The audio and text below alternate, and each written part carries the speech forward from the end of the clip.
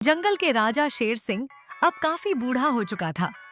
एक दिन अपने महामंत्री को बुलाया और बोला, महामंत्री, अब उम्र ने असर दिखाना शुरू कर दिया है। पहले जैसा ताकत अब नहीं रही। अब तो शिकार करना भी बहुत मुश्किल हो गया है। सही कहा महाराज, आपकी उम्र काफी हो गया है। मुझे भी यही सोच सोच के चिंता होती है कि अब शिकार कहाँ से आएगा, हम क्या खाएंगे। अब समझ नहीं आता हम पेट भर पाएंगे या नहीं। अरे महामंत्री, बूढ़ा तो मैं हुआ हूँ, अभी तुम तो नौजवान और तंदुरुस्त हो।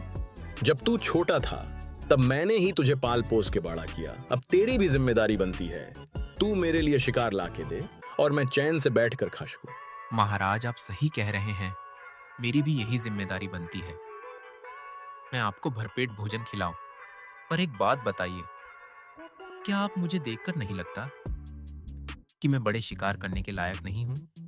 मेरी ताकत आपके जैसे नहीं है। अरे हाँ, ये तो मैं बिल्कुल भूल ही गया था। तू तो अभी छोटा है, तेरा ताकत बस छोटे मोटे शिकार तक ही है।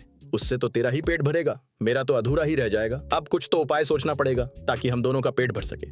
महाराज, मेरे दिमाग में एक उपाय आया है। जल्दी बताओ महामंत्री, तुम्हारे पास आखिर क्या उपाय है?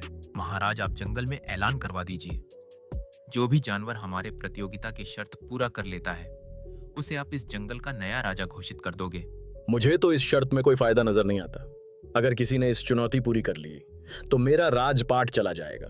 तुम्हें इसमें क्या भलाई दिख रही है बेवकूफ? अरे महाराज, आपने मेरा बात को ठीक से समझा ही नहीं। आप शर्त तो रखिए, लेकिन उसके साथ हिस्सा लेने का फीस भी रख दीजिए। जो भी प्रतियोगिता में भाग लेगा उसे पहले ऑफिस चुकानी पड़ेगी। और फीस में क्या रखेंगे? महाराज, एक बात पूरे ध्यान से सुनिए और बीच में मत बोलिए। हमारी शर्त के हिस्सेदारों से ताजा मांस की मांग करेंगे। जो भी प्रतियोगिता में आएगा उसे हमारे लिए जानवर का ताजा मांस लाना होगा। ठीक है, समझ गया।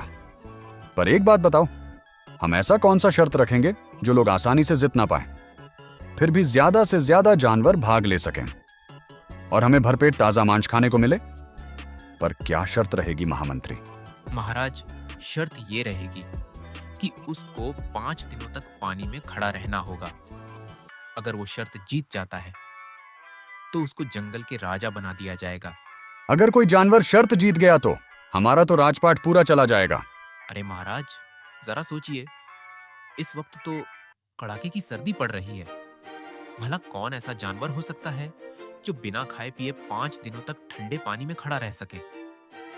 मुझे नहीं लगता कि ये कोई कर पाएगा। तुम्हारा विचार अच्छा लगा महामंत्री, पर एक बड़ी चिंता तो है। अगर किसी ने ये चुनौती जीत ली तो हमें उसे ही ये राजगद्दी सौंपनी पड़ेगी। अगर हम बेईमानी करें तो जंगल वाले उठ खड़ा होंगे और हमें अपना सिंहासन छोड़ना पड़ सकता है। महाराज, अब आप बेफिक्र रहिए। मैं पूरे विश्वास से कह सकता हूं कि इस शर्त को कोई भी जानवर पूरा नहीं कर सकता है। बस आप जंगल में इसका घोषणा करवा दीजिए। फिर शेर सिंह ने पूरे जंगल में ऐलान करवा दिया। ये सुनते ही जानवर ताजा मांस लेकर उसके पास आने लगे और प्रतियोगिता में हिस्सा लेने लगे। महाराज, ये लीजिए, ताज़ा हिरण का मांस आपके लिए मैं लाया हूँ। मुझे भी इस प्रतियोगिता में हिस्सा लेने दीजिए। बताइए, वो ठंडे पानी वाला तालाब कहाँ है? चलिए, उसमें मैं 5 दिनों तक खड़ा रहकर दिखाता हूँ। अगर मैं ये जीत गया तो मुझे ही ये राजगद्दी देनी होगी। महामंत्री जी। अरे, उसकी चिंता तुम छोड़ो। महाराज अपने वचन से पीछे नहीं हटेंगे। पहले तुम प्रतियोगिता जीत कर दिखाओ। ठंडे पानी तुम्हारा इंतजार कर रहा है।